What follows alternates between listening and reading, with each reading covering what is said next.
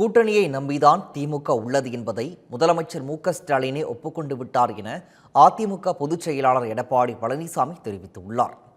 சேலத்தில் மாற்றுக் கட்சியினர் அதிமுகவில் இணையும் நிகழ்வில் அவர் பேசியதை மினிடாக்ஸ் பகுதியில் பார்க்கலாம். கூட்டணி நம்பிதான் திமுகவே இருக்குது. திமுகவை நம்பி திமுக கட்சி அல்ல.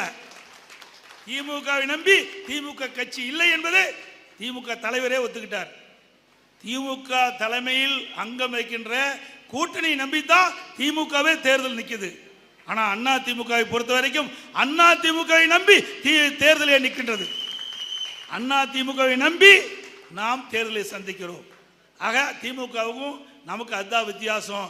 வருகின்ற 2026 சட்டமன்ற பொதுத் தேர்தலே பிரம்மாண்டமான கூட்டி அண்ணா திமுக தலைமையிலே அமையும். பல பேர் பேசியிருக்கிறாங்க.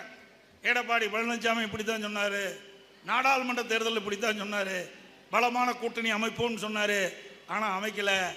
அதை போல இப்பொழுதோ இன்றைக்கு கூட்டணி அமையும் என்று மக்களை ஏமாற்றி கொண்டிருக்கின்றார், கட்சிக்காரன் ஏமாற்றி கொண்டிருக்கிறார் என்று திமுக கட்சிக்காரன் பேசுறான்.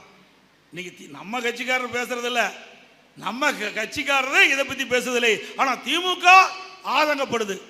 ஒன்றும் ஆதங்கப்பட வேண்டிய அவசியமே இல்லை.